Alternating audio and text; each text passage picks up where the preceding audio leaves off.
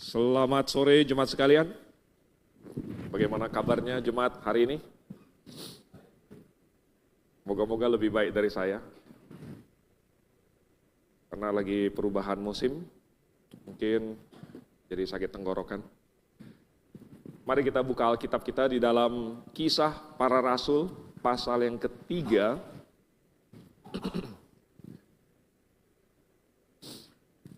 Kisah Para Rasul pasal 3, kita akan baca ayat 1 sampai ayat 11.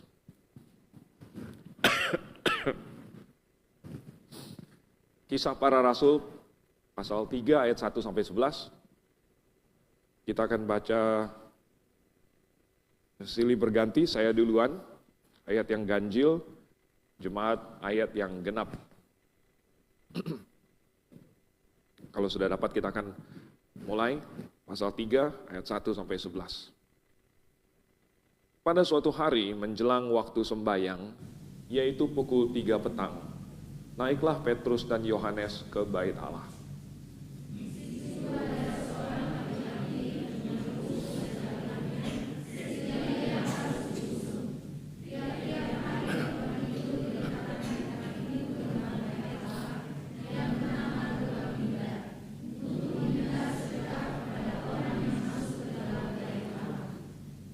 Ketika orang itu melihat bahwa Petrus dan Yohanes hendak masuk ke bait Allah, ia meminta sedekah.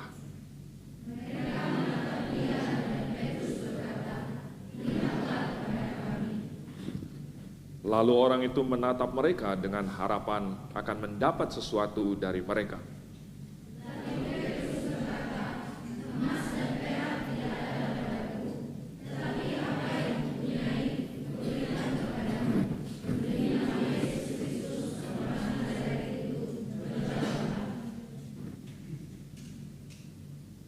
Lalu ia memegang tangan kanan orang itu dan membantu dia berdiri.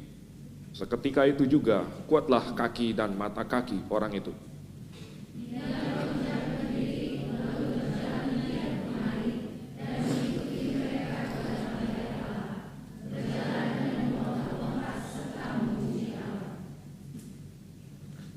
Seluruh rakyat itu melihat dia berjalan sambil memuji Allah.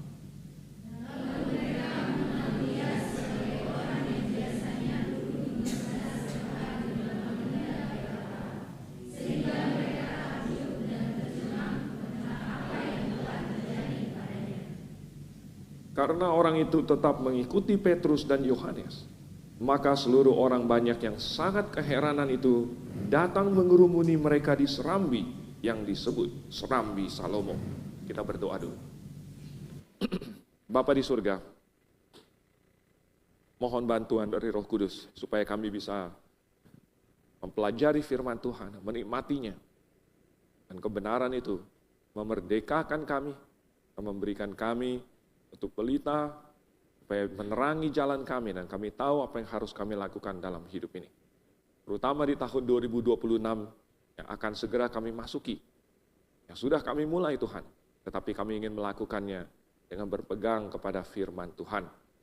Oleh sebab itu, mohon Roh Kudus yang memimpin kami. Dalam nama Tuhan Yesus, kami berdoa. Amin. Bayangkan hari itu adalah hari yang biasa. Ada dua orang sedang berjalan ke bait Allah, Petrus dan Yohanes. Dan ironisnya, gerbang itu namanya gerbang indah. Tapi di situ ada orang lumpuh, mengemis. Mungkin tidak terlalu indah lagi. Dan dia mengemis, setiap ada orang yang lewat dia mengemis. Lalu dia meminta kepada dua orang ini, yang kemudian berhenti dan menyuruh dia menatap mereka. Ya mungkin tidak semua orang seperti itu. Ya. Biasanya kalau orang mau kasih sedekah, ya udah kasih aja, nggak usah dilihat, suruh lihat saya dulu gitu.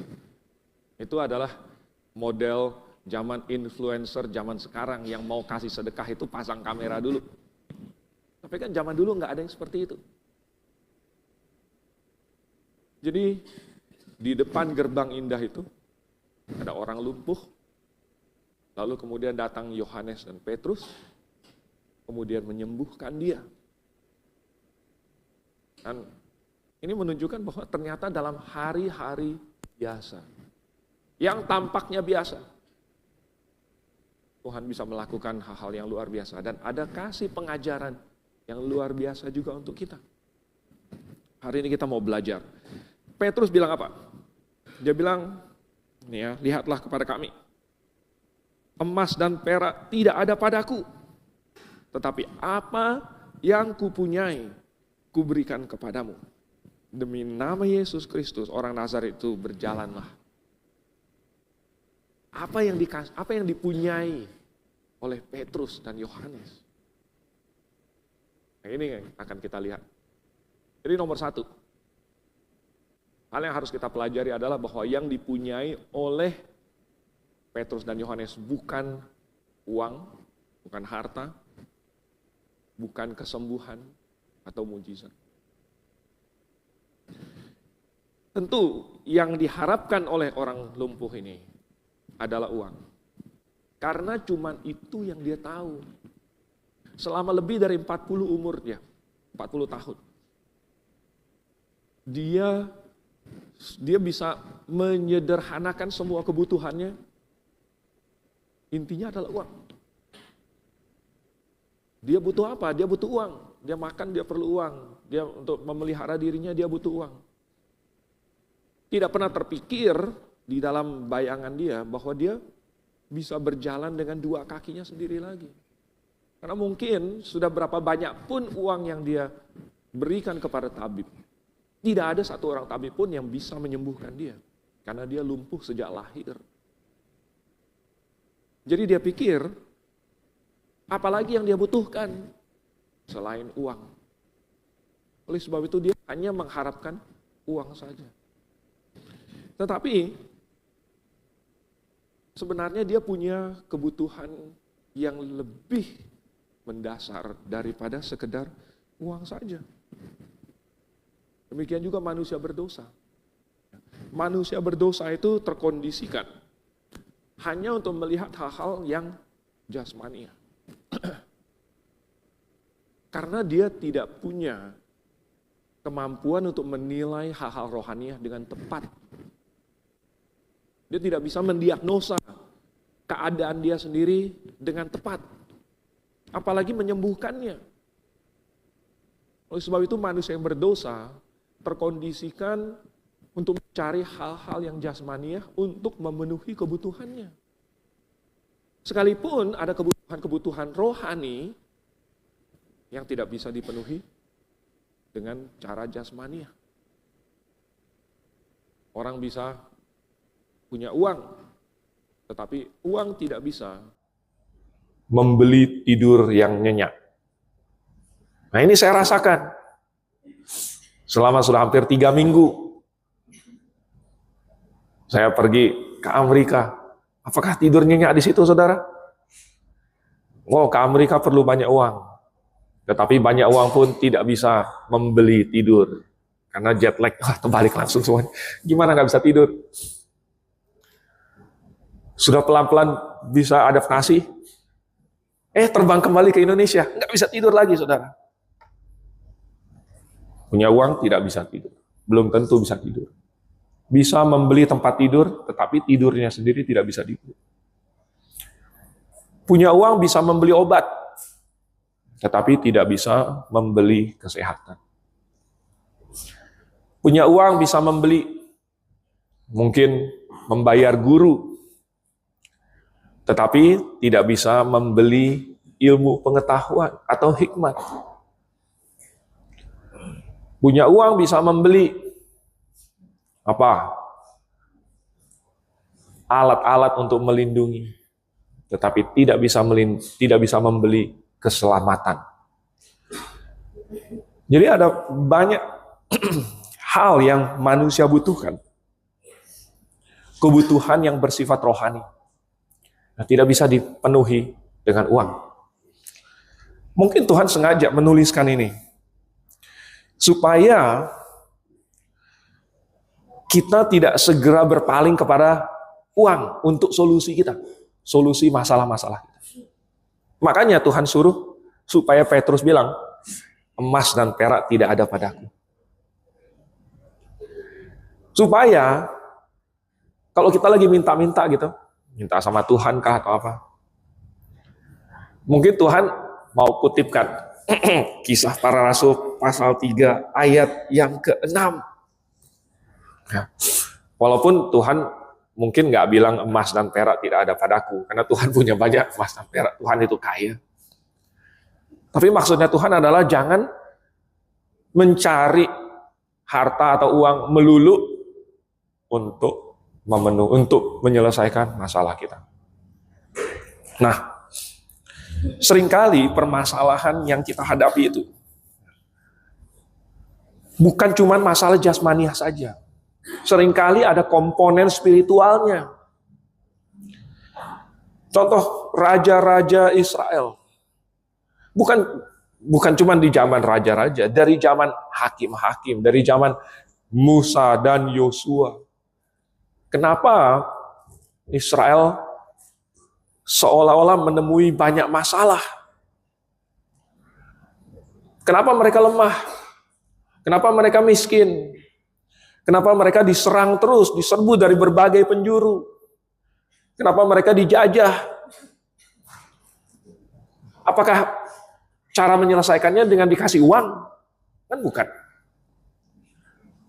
Bagaimana cara menyelesaikannya? Sebenarnya itu hanyalah gejala dari permasalahan rohani mereka. Yaitu karena mereka meninggalkan Tuhan. Mereka lupa bahwa nenek moyang mereka pernah berjanji. Pertama berjanji di depan Gunung Sinai, di kaki Gunung Sinai itu. Kemudian berjanji lagi sebelum mereka masuk tanah Kanaan, sebelum mereka menolak. Ya, sudah pernah berjanji, lalu kemudian sudah itu mereka mau masuk, mereka berjanji lagi bahwa mereka akan beribadah kepada Tuhan. Masalah rohani dari orang Israel adalah mereka telah meninggalkan kebaikan Tuhan, meninggalkan kebenaran Tuhan. Lalu kemudian mereka mengejar hal-hal lain, mengejar dewa-dewi asing yang bukan dewa-dewi. Mereka telah mengejar kemakmuran negara-negara lain yang sifatnya sementara. Walaupun kemakmuran dan keindahan dari raja-raja yang lain itu kelihatannya bling-bling dan kelihatannya nikmat. Tetapi ternyata itu semua sementara dan semu. Karena raja-raja dari bangsa-bangsa sekitar mereka juga naik turun, mengangkat diri sendiri, dibunuh. Apa kemuliaan raja-raja bangsa-bangsa sekitar? Apakah sesuatu yang permanen, sesuatu yang mulia? Tidak, tetapi justru mereka mengejar hal itu dan mereka meninggalkan Tuhan mereka. Ini suatu masalah rohani yang membuat mereka menjadi lemah, menjadi miskin, menjadi bodoh, menjadi diserang, menjadi bahan olok-olokan.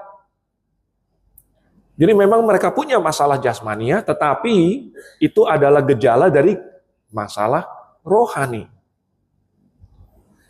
Nah, kalau kita mau jujur, kita semua punya masalah rohani. Dan itu lebih mendasar dan tidak bisa diselesaikan dengan uang. Nah, lalu orang lumpuh itu bukan perlu uang. Bukan tidak bisa memakai uang, tetapi kebutuhan dia yang paling mendasar bukan uang. Kalau begitu, apakah kebutuhan dia yang paling mendasar adalah kesembuhan? Tidak juga.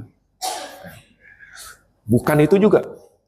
Karena kalau masalah utama manusia adalah masalah rohani, maka kalau begitu kesembuhan jasmani juga bukan jawabannya. Kalau begitu kesembuhan juga bukan jawabannya. Lalu kalau begitu kenapa Tuhan menyembuhkan orang lumpuh ini? Ini menunjukkan bahwa Tuhan bukan tidak sensitif terhadap kebutuhan jasmani kita. Tuhan tahu bahwa kita punya kebutuhan jasmani dan Tuhan bisa memenuhi kebutuhan jasmani kita. Tuhan mau memenuhi kebutuhan rohani kita. Tapi di saat yang sama Tuhan bisa memenuhi kebutuhan jasmani juga. Oleh sebab itu, kadang-kadang Tuhan bisa memenuhi kebutuhan jasmani seperti orang ini. Tetapi dalam kasus ini, Tuhan menyembuhkan dia dengan cara yang ajaib pula. Itu karena Tuhan punya tujuan. Yaitu karena Tuhan mau memakai dia. Kita baca di ayat 9, ayat 10, ayat 11. Di ayat yang ke-11, bahasa Indonesianya bilang, ITB 1, orang itu tetap mengikuti Petrus dan Yohanes. Dalam bahasa Inggrisnya, dalam King James, orang lumpuh ini berpegang terus, tidak mau melepaskan Petrus dan Yohanes. Jadi, Tuhan menyembuhkan si orang lumpuh ini karena Tuhan mau pakai dia untuk menjadi suatu kesaksian. Sehingga orang-orang di sekitar di situ semuanya melihat. Mereka mengenali dia, bukankah dia adalah orang lumpuh yang duduk di gerbang indah itu? Yang biasanya mengemis, yang sudah lumpuh sejak lahir, yang semua tabib sudah mencoba menyembuhkan tapi tidak bisa, tetapi sekarang dia berdiri, dia berjalan, dia melompat, dia memuji Tuhan. Dan dia berpegang kepada Petrus dan Yohanes dan tidak mau melepaskan. Berarti ini ada hubungannya dengan dua orang ini. Lalu mulailah Petrus dan Yohanes berkhotbah. Dan karena si orang lumpuh ini, maka banyak orang bisa mendengarkan Injil. Berarti Tuhan menyembuhkan si orang lumpuh ini tidak sia-sia.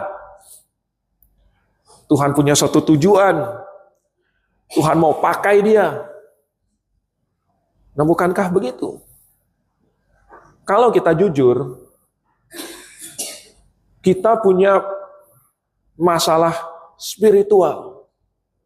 Ya, kita punya masalah jasmania, tetapi kita punya masalah spiritual. Bahkan mungkin lebih banyak daripada masalah jasmania kita. Jadi, yang perlu kita doakan bukanlah untuk mendapatkan uang, karena itu hanya untuk masalah jasmania saja. Yang kita butuhkan adalah kita harus mencari Tuhan. Kita mendekatkan diri kepada Tuhan. Kita lebih mengenal Tuhan. Apa tujuannya mendekatkan diri kepada Tuhan? Apa tujuannya mengenal Tuhan? Banyak orang yang tidak rohani mencibir orang yang pergi ke gereja, apalagi yang rajin. Buat apa kamu pergi ke gereja? Buat apa rajin-rajin? Memangnya di gereja kasih kamu duit? Sejujurnya banyak gereja yang memang kasih duit, atau setidaknya menjanjikannya. Menjanjikan kasih duit, menjanjikan berkat, menjanjikan kesuksesan, kemakmuran. Tetapi memangnya datang ke Grace mendapatkan itu? Tidak ada janji-janji seperti itu di Grace. Buat apa kamu rajin-rajin? Tadi pagi sudah datang kebaktian, sorenya datang lagi kebaktian, nanti hari Rabu datang kebaktian lagi. Mungkin hari Sabtu ada persekutuan pemuda, datang lagi. Memangnya kamu rajin jadi ada dapat apa? Kamu untung apa? Kamu dengar khotbah berkali-kali ada untung apa? Mengenal Tuhan ada untung apa? Oh, ternyata mengenal Tuhan itu adalah hal yang paling penting. Misalnya bagi si orang lumpuh ini. Tadi saya katakan, kalau kebutuhan dia bukan uang. Kalau begitu kebutuhan dia apa? Memangnya kalau dia tidak punya uang, dia bisa hidup? Oh, di Matius pasal 4 Tuhan Yesus menjalani 40 hari, 40 malam tanpa makan. Lalu sesudah 40 hari, 40 malam itu laparlah Tuhan Yesus. Dan datang iblis, lalu kemudian menggodai. Menunjuk kepada batu dan bilang, kalau engkau anak Allah, coba bikin batu itu engkau ubah menjadi roti. Dan Tuhan Yesus menjawab, ada tertulis, manusia hidup bukan dari roti saja, melainkan dari setiap perkataan yang keluar dari mulut Allah. Benarkah manusia bukan hidup dari uang? Betul, kata Tuhan Yesus. Karena manusia bukan hidup dari roti saja. Memang kita makan untuk melanjutkan proses jasmaniah kita. Tetapi yang membuat kita hidup bukan itu. Yang memelihara hidup nyawa kita bukan itu. Melainkan adalah firman Tuhan. Karena kita adalah manusia yang terdiri dari jiwa, roh, dan tubuh. Nah, kita punya kebutuhan yang sifatnya sangat mendasar, yang rohania. Nah, kita boleh berdoa nggak? Boleh. Tapi untuk apa kita berdoa? Kita berdoa supaya Tuhan memakai kita. Seperti Tuhan memakai orang lumpuh ini, sehingga Tuhan bisa memenuhi kebutuhan dia, yang rohaniah dan jasmaniah. Tetapi tentu kita berdoa kepada Tuhan, Tuhan pakailah saya. Bukan terutama supaya kita mendapatkan berkat jasmaniah atau kesembuhan. Tetapi supaya supaya Tuhan memenuhi kebutuhan rohani kita. Nah, maka tentu kalau Tuhan memenuhi kebutuhan rohani dan jasmani kita, itu tandanya Tuhan mau memakai kita. Jadi ini hal yang pertama. Waktu Petrus bilang, emas dan perak tidak kupunyai, tapi apa yang kupunyai kuberikan kepadamu. Maksudnya Petrus bukan uang, bukan harta, bukan hal-hal yang jasmani, bukan kesembuhan, bukan mujizat. Lalu nomor 2 sekarang. Kalau begitu pertanyaannya apa? Kalau bukan uang, bukan kesembuhan, kalau begitu apa? Satu kata saja saya beri, kalau saya kondensasi. Injil. Apa yang kupunyai, kuberikan kepadamu. Injil. Tapi tunggu dulu. Di dalam perikop ini, Petrus tidak langsung keluarin traktat atau apa begitu, tidak langsung menginjili dia. Petrus bilang apa? Demi nama Yesus Kristus, orang Nazaret itu, berjalanlah. Lalu ia memegang tangan kanan orang itu dan membantu dia berdiri. Seketika itu juga, kuatlah kaki dan mata kaki orang itu. Sekilas mungkin orang berpikir, oh, yang diberikan Petrus kepada orang lumpuh ini adalah kesembuhan. Tapi itu hanya sebagian saja. Itu hanyalah proses kesembuhan, itu adalah proses yang dijalani yang Tuhan berikan supaya orang ini mendengar Injil. Ingat sebelumnya selama 40 tahun lebih orang ini hidup. Mungkin dia tidak tahu bagaimana dia bisa diselamatkan. Dia pikir keselamatan itu adalah dia bisa hidup dari hari ke hari, dia bisa makan, dia ada orang bisa bantuin dia dari rumah ke gerbang indah. Tetapi sekarang dia dikasih tahu ada keselamatan yang lebih mendasar, yang lebih penting. Jadi Petrus kemudian sesudah membantu orang ini berdiri, kemudian menjelaskan Injil. Dan itulah hal terutama yang Petrus mau kasih kepada orang ini. Injil itu, inilah hal yang paling mendasar yang manusia butuhkan. Dan betapa berharganya kabar baik itu. Petrus punya, saya punya. Bagaimana dengan Anda? Apakah Anda juga mempunyai Injil ini? Injil ini bukan suatu barang. Injil ini adalah suatu yang kamu bisa kasih kepada orang. Namanya saja kabar. Kita bisa mengabarkan, kita bisa kasih kabar kepada orang. Tetapi ini bukan sekedar kabar, oh hari ini hujan, hari ini tidak hujan. Hari ini kabar saya baik. Bukan. Kabar ini adalah kabar yang bisa menyelamatkan orang. Yang bisa menyelamatkan jiwa orang. Betapa berharganya. Orang yang berdosa tadinya harus masuk neraka. Orang yang berdosa tadinya tidak punya harapan karena dia pasti mati. Dari orang yang paling miskin sampai raja yang paling agung. Dari yang tidak punya apa-apa sampai yang punya segala-galanya. Tetap tidak ada yang bisa ketemu pil yang bisa membuat dia hidup selamanya. Semuanya pasti mati. Oleh sebab itu maka manusia yang berdosa tidak punya harapan karena dia pasti mati cepat atau lambat. Baik di tahun 2025 ataupun di 2026 atau di 2027 atau tahun-tahun sesudahnya. Pokoknya pasti mati. Jadi dengan adanya Injil, seseorang bisa mendapatkan hidup yang kekal. Karena Tuhan Yesus sendiri yang berkata, "Akulah kebangkitan dan hidup. Barang siapa percaya kepadaku, ia akan hidup walaupun ia sudah mati." Dengan percaya kepada Tuhan Yesus, orang bisa saja mati secara jasmani, tetapi sekalipun dia mati jasmaninya, dia tetap hidup kekal. Betapa berharganya kabar baik tentang Yesus itu. Tuhan Yesus bilang di Matius 16 ayat 28, Markus 8 ayat 36. Apakah gunanya seseorang memperoleh seluruh dunia, tetapi ia kehilangan nyawanya?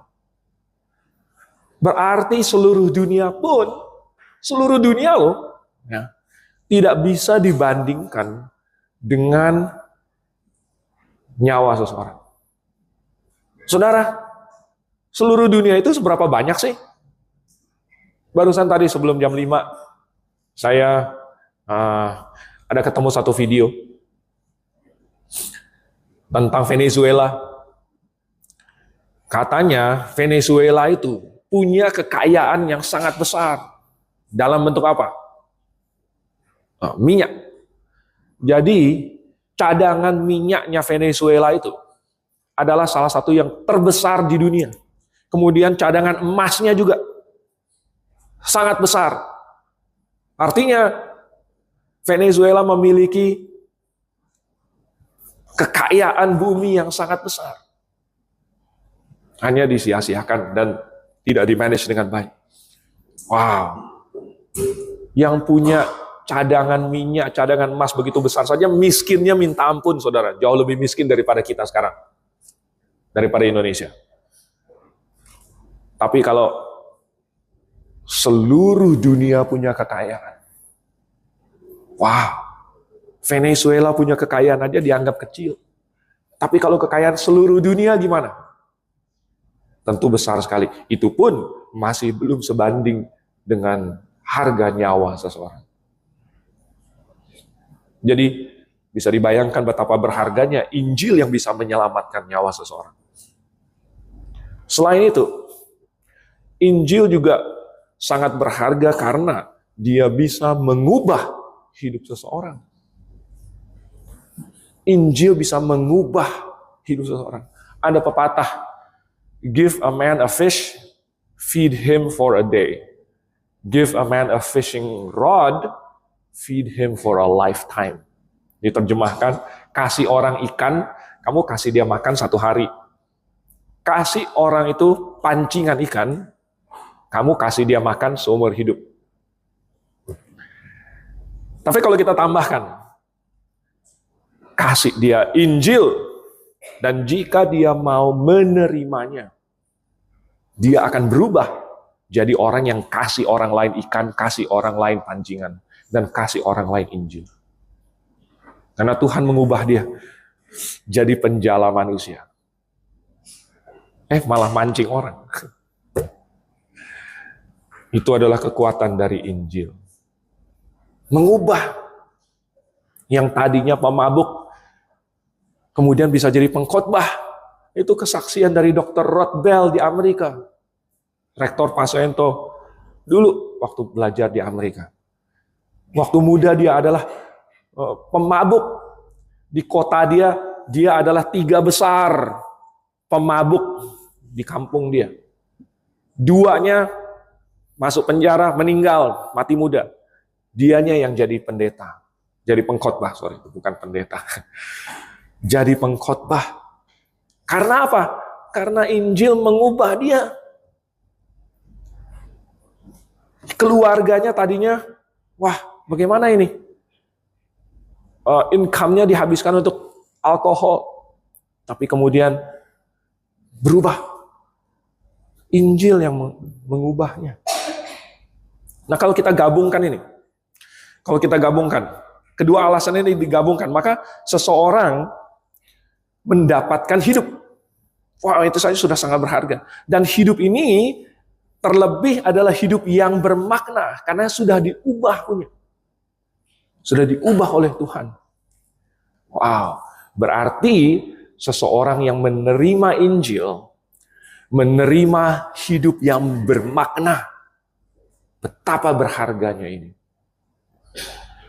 Kertas biasa itu hampir tidak ada nilainya. Kertas biasa. Tapi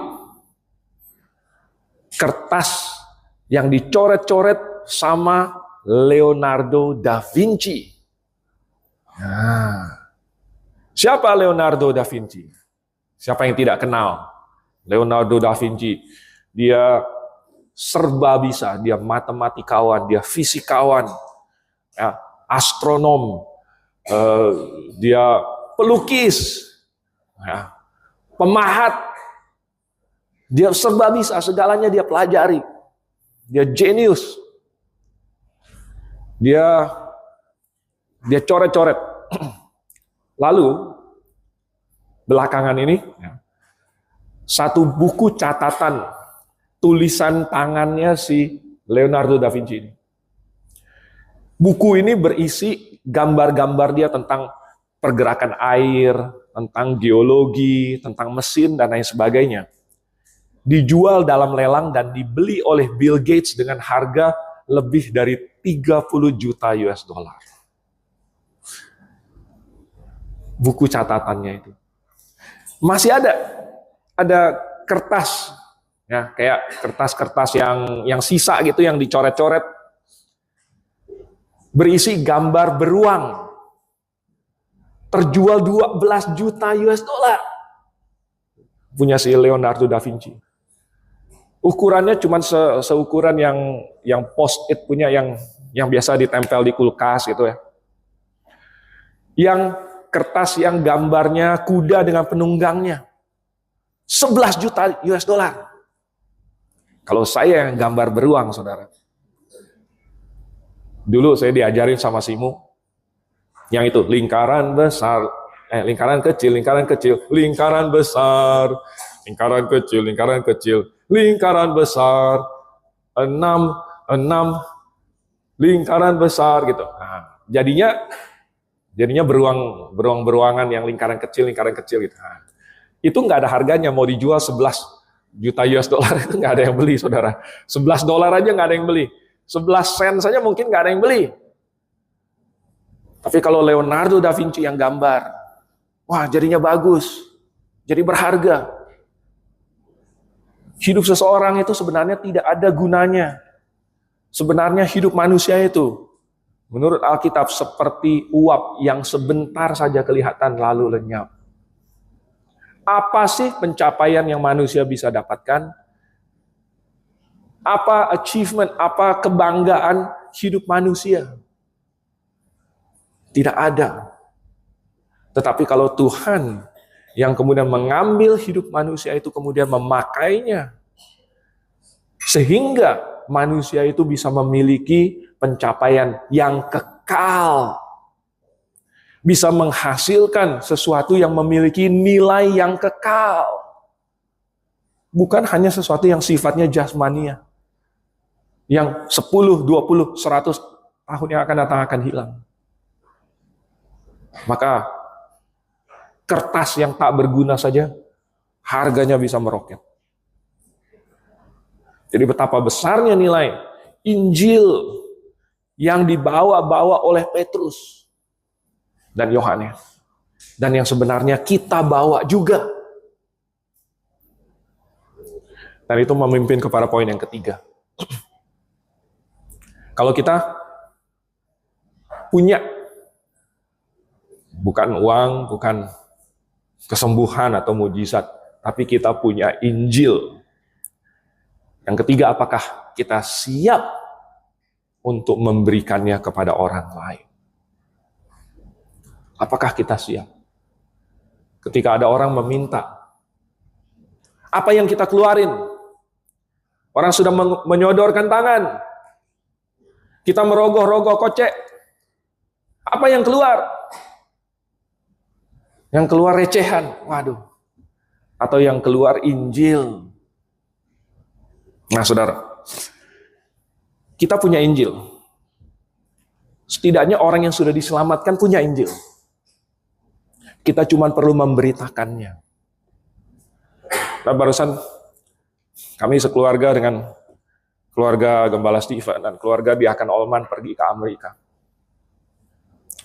Hari Minggu yang lalu kami pergi ke satu gereja. Namanya International Baptist Church. Ternyata di situ kebanyakan orangnya adalah internasional.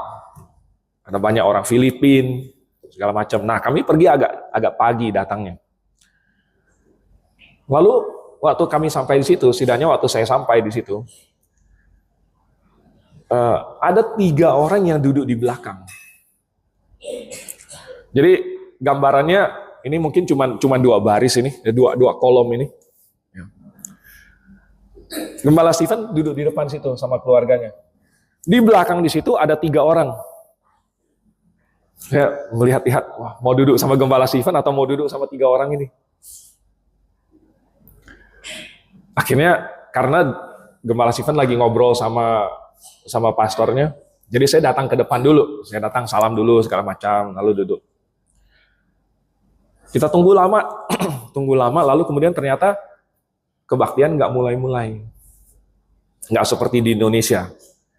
Setidaknya minimal grave yang tepat waktu. Kita bilang jam 10 mulai, peng, langsung kita nyanyi paduan suara kita mulai. Ternyata di gereja internasional itu, mungkin time zone-nya juga internasional, jadi molor, saudara. Akhirnya ada ini dulu, ada minum kopi dulu, makan biskuit dulu, sebagainya. Nah, di situ saya menghampiri 3 orang tadi. Tadinya saya melihat 3 orang ini aneh sekali. Waktu saya pertama kali masuk ke gereja itu, mereka diam. Ya. Waktu saya salami, entah kalian pernah atau tidak, ya, perasaannya aneh ketika salaman. Ternyata saya belakangan baru dikasih tahu, ternyata mereka adalah pasien rawat jalan dari rumah sakit jiwa. Belakangan saya baru tahu nih. Ya. Waktu saya salam, saya nggak tahu. Saya cuma ada perasaan, kok ini orang agak aneh ya, 3 orang ini. Ya. Oh, ternyata belakangan waktu lagi ngopi segala macam, lagi nunggu, ya, lagi ngantri, saya ngobrol-ngobrol. Ya, seperti orang dengan gangguan jiwa, mungkin nggak terlalu berat karena sudah bisa rawat jalan, masih udah dilepas lah gitu ke jalanan gitu ya, tidak dikurung lagi. Jadi ditanya jawab, terus diam. Ditanya lagi jawab, diam. Lalu saya tanya akhirnya, gimana, sudah kenal Tuhan Yesus belum? Ya. Sudah kenal Tuhan Yesus belum? Ini bertiga nih, yang satu orang Meksiko, yang satu orang bule, yang satu orang Asia, tapi keturunan mana nggak jelas. Sudah kenal Tuhan Yesus belum?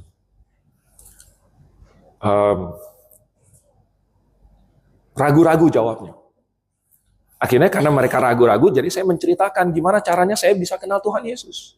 Gimana pada saat dulu waktu saya kecil, saya seperti apa, lalu kemudian saya mendengarkan khotbah yang tentang neraka, Dan itu membuat saya ketakutan dan saya akhirnya berdoa, minta Tuhan menyelamatkan saya karena saya nggak mau masuk neraka, saya takut masuk neraka. Itu adalah pengalaman pribadi saya yang saya ceritakan. Saya tidak ada waktu di situ karena waktu sangat sempit sekali untuk keluarkan ini traktat saya lalu kemudian dibuka nih garis zaman nih ya, ini lihat ini, nggak sempat. Ya, tapi cukup untuk kasih tahu bahwa ini yang membuat saya kenal dengan Tuhan Yesus. Dan ternyata sesudah saya mengenal Tuhan Yesus, sesudah saya terima Tuhan Yesus, hidup saya berubah. Nah, karena saya cerita itu karena saya melihat bahwa mereka perlu berubah. Mereka ini adalah orang-orang yang di jalanan, mereka tidak punya rumah. Kasihan sekali. Kalau berinteraksi dengan mereka langsung berasa ini kayaknya kurang sedikit.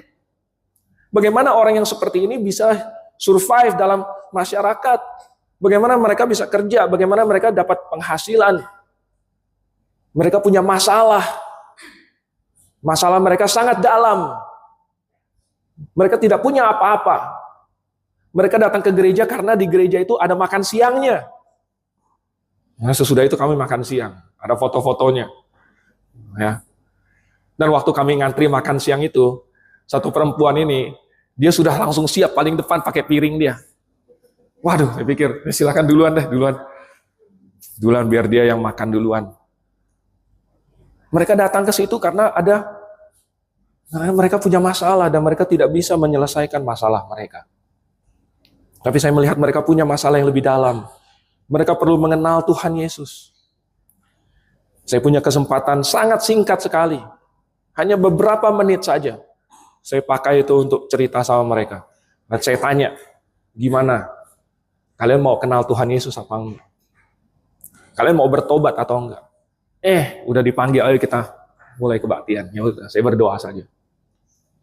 Lucunya, waktu panggilannya, si orang bule itu, dia maju ke depan sampai berdoa begitu, terus sampai tiarap di sini. Ya, ini pengkhotbahnya di sini, Dia maju ke depan, berdoa, berlutut, lalu kemudian tiarap di sini. Saya dalam hati, waduh, ada yang tiarap di depan ini. Ada yang tiarap. Tapi itu adalah orang yang tadinya mendengar kesaksian saya. Saya tidak tahu. Saya tidak tahu. Kenapa dia maju ke depan? Apa isi doa dia? Saya tidak tahu. Tapi saya berdoa untuk dia. Dan untuk dua teman dia. Saya nggak tahu mereka bertiga temenan apa enggak ya. Saya nggak tahu. Kan namanya sama-sama pasien rawat jalan. Tapi saya punya kesempatan. Dan kebetulan waktu itu saya siap. Saya ceritakan. Karena ternyata untuk memberitakan Injil itu tidak perlu sekolah sampai S3 seperti saya. Siapapun Anda, asalkan Anda sudah diselamatkan, bisa menceritakan pengalaman Anda, menceritakan kenapa Anda percaya Tuhan Yesus. Kenapa Anda datang ke gereja ini. Kenapa Anda memilih di sini? Kenapa Anda begini, kenapa begitu? Kenapa Anda yakin pasti masuk surga? Kenapa kamu sekarang sudah berubah? Karena ternyata salah satu argumen yang paling kuat untuk meyakinkan orang adalah kesaksian hidup yang berubah. Ada seorang ateis, seorang politikus, namanya Charles Bradlaugh di Inggris. Dia menantang debat Reverend Hugh Price Hughes, seorang pastor Wesleyan. Dia menantang debat. Dan si pastor Hughes ini menerima. Tapi dia bilang apa? Saya terima tantangan debat kamu, tapi saya nanti akan membawa 100 orang yang menjadi saksi saya. 100 orang ini, laki-laki dan perempuan, mereka akan memberikan kesaksian mereka bagaimana percaya Tuhan Yesus telah membantu mereka menjadi lebih baik. Telah mengubah hidup mereka jadi lebih baik. Mereka akan berasal dari berbagai macam latar belakang, tetapi semuanya dari dulunya terjebak dalam dosa. Ada pelacur, ada peminum, ada pemabuk, dan lain sebagainya. 100 orang. Dan kamu juga boleh bawa 100 orang. Boleh bawa orang-orang yang hidupnya jadi lebih baik dengan tidak percaya kepada Yesus. Karena si Charles Bradlaugh ini, dia bikin namanya National Secular Society. National Sekuler itu artinya tidak ada hubungannya dengan Tuhan. Ya, kalau di Indonesia hari ini Front Pembela Sekularisme gitu ya. Nah, akhirnya pada hari debat itu, si Pastor Hughes ini membawa 100 orang, dia datang. Tapi si Charles Bradlaugh tidak muncul. Charles Bradlaugh tidak muncul. Dan akhirnya, waktu itu menjadi waktu kesaksian. Satu persatu orang-orang yang dibawa oleh Pastor Hughes bersaksi bagaimana hidup mereka berubah. Dan banyak orang yang tadinya datang untuk mendengar debat itu, mereka bertobat, diyakinkan oleh kesaksian orang-orang yang hidupnya berubah. Karena ternyata untuk memberitakan Injil tidak sulit dan bukan mustahil. Asalkan seseorang menceritakan bagaimana hidupnya berubah. Apa pemikirannya, apa yang membuat dia percaya kepada Tuhan Yesus. Cukup itu saja. Siapapun bisa bersaksi. Tidak perlu emas atau perak. Kita tidak perlu bayar dulu untuk bersaksi. Walaupun kadang-kadang kalau memang harus keluar uang, kita keluar uang juga untuk bisa bersaksi. Tentu akan lebih baik lagi. Kalau misalnya kesaksian kita itu disertai dengan penjelasan yang sistematis, disertai dengan ayat-ayat Alkitab, disertai dengan pemahaman doktrinal yang mendalam, tentu jauh lebih baik. Tapi mungkin ada yang bertanya, kamu menginvestasikan waktu, tenaga, mungkin uang, mungkin hidup kamu untuk mempelajari Alkitab, untuk menghafal ayat-ayat, untuk melatih dirimu menjelaskan ya dari awal lengkung di sini sampai ujung lengkungnya, sebelumnya, di tengah-tengahnya, sesudahnya. Tapi nanti hasilnya apa? Hasilnya mungkin ada daerah-daerah yang sulit, sedikit orang yang menerima. Apakah worth it? Jawabannya adalah sangat worth it. Ya. Ada satu orang misioneri ke Jerman, namanya adalah Charles Leber. Kebetulan dia melayani juga di suatu klinik yang melayani anak-anak cacat. Lalu kemudian datang seorang pengusaha kaya. Dia mentur fasilitas itu, dia lihat-lihat, lalu dia tanya, di fasilitas ini, berapa angka kesembuhannya? Berapa anak yang pulang dengan, ya pulang ke kehidupan yang normal? Charles Leber menjawab, 1 di antara 100. 1 di antara 100, wah, sedikit sekali. Nggak worth it. Fasilitas sebesar ini melayani anak, tapi yang sembuh cuma 1 di antara 100. Charles Leber melanjutkan, Tuan, Mister dia panggil, kalau anak itu anaknya Tuan, worth it. Buat kamu worth it. Dan itu menohok si pengusaha itu. Ya. Kalau orang yang diselamatkan itu adalah keluargamu, worth it. Kalau yang diselamatkan itu adalah bapak ibumu, anakmu, adik kakakmu, paman, tante, worth it. 1 orang saja diselamatkan, worth it. Berapa banyak pun yang kita investasikan. berapa banyak pun yang kita korbankan, kalau satu orang diselamatkan, malaikat di surga bersorak-sorai. Tuhan pernah menghabiskan biaya miliaran rupiah kalau dikurskan sekarang, yaitu dalam bentuk babi, sehingga seluruh daerah Dekapolis itu mendengarkan Injil. Satu orang diselamatkan, plus berapa lagi kita tidak tahu. Tapi bagi Tuhan itu lebih dari worth it. Oleh sebab itu saudara, apa yang kita punya?